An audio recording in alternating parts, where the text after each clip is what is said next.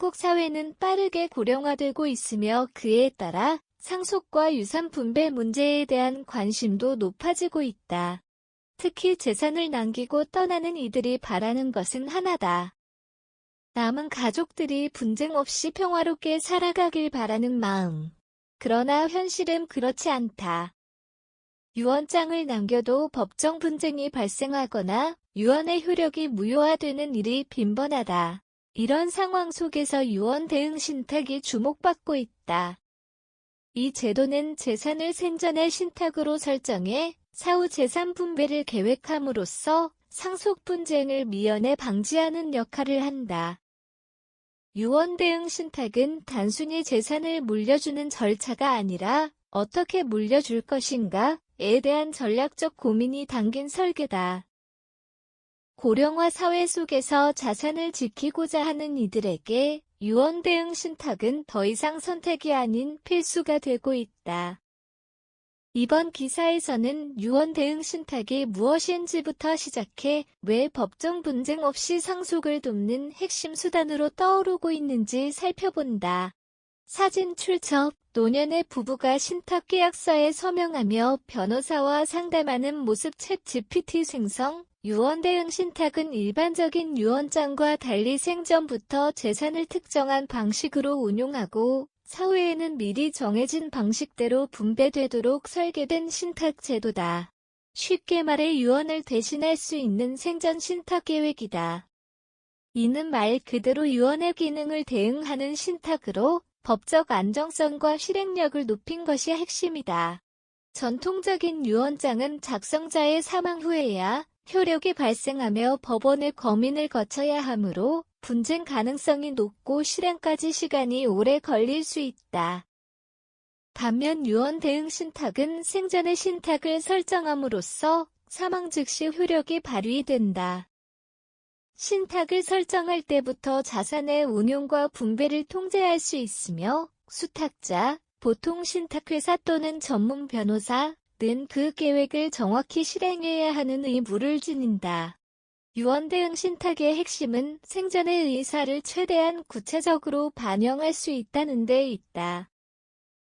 예컨대 자녀 중 한 명에게는 집을 다른 자녀에게는 현금을 물려주되 분할 비율을 조정하거나 특정 조건을 충족해야 상속을 받을 수 있도록 설정하는 것도 가능하다.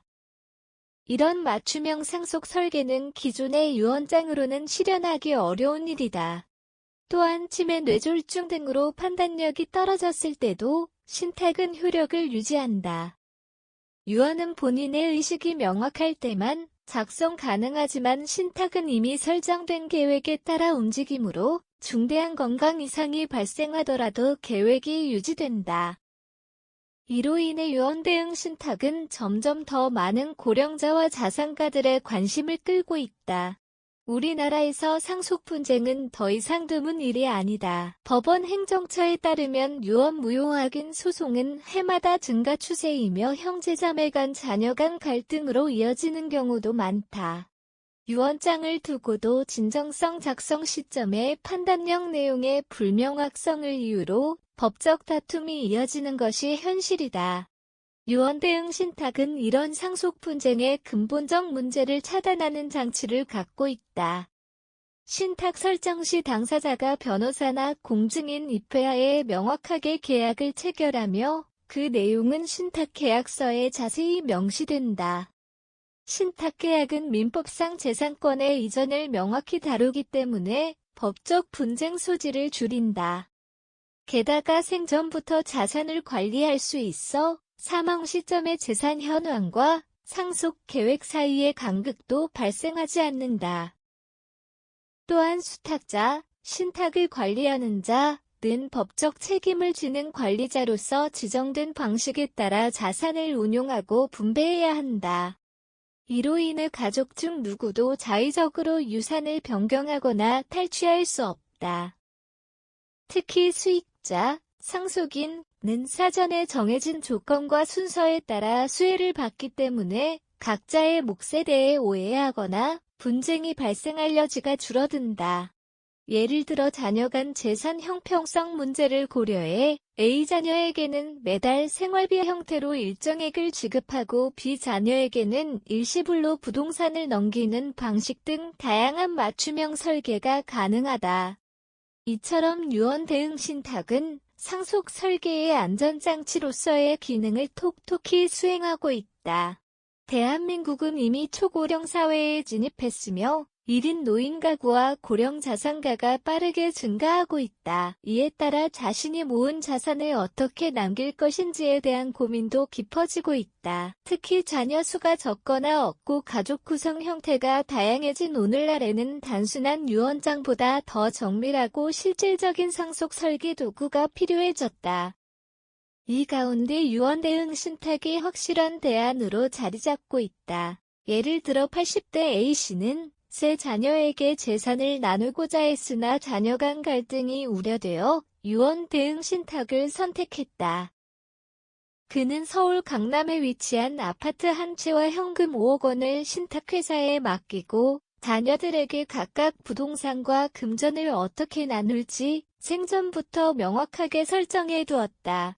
이 신탁 계약은 A씨 사후 자동으로 실행되었고 자녀 간 분쟁은 발생하지 않았다. 또 다른 사례로는 치매를 앓기 시작한 70대 B씨가 있다. 그는 자녀가 없고 조카들에게 유산을 물려주고자 했다. 그러나 판단 능력 저하로 인해 유언장이 무효 처리될 가능성을 우려해 유언 대응 신탁을 통해 신탁을 설정하고 조카들에게 유산을 분배하도록 계획했다. 이 경우 B씨가 치매로 인해 의사소통이 어려워진 후에도 신탁 계획은 유효하게 유지됐고 사망 이후에도 계획대로 자산이 배분됐다. 또한 최근에는 중소기업을 운영하는 기업인들 사이에서도 유언 대응 신탁 활용이 증가하고 있다. 가업 승계를 둘러싼 갈등과 세금 문제를 동시에 해결할 수 있기 때문이다. 신탁을 통해 기업의 지분을 일부 자녀에게는 지배권 형태로 일부는 배당소득 형태로 분배할 수 있어 경영권 다툼과 형평성 논란을 모두 조율할 수 있다. 이처럼 유언 대응 신탁은 상속 설계의 도구를 넘어 고령 사회에서 자산 보호와 가족관계 유지를 위한 전략으로 급부상하고 있다. 사진 출처 챗GPT 이미지 유언 대응 신탁은 단순한 상속 도구를 넘어 재산 보호와 절세 전략으로도 활용된다. 그러나 그만큼 설계 단계에서 전문가의 도움을 받는 것이 중요하다.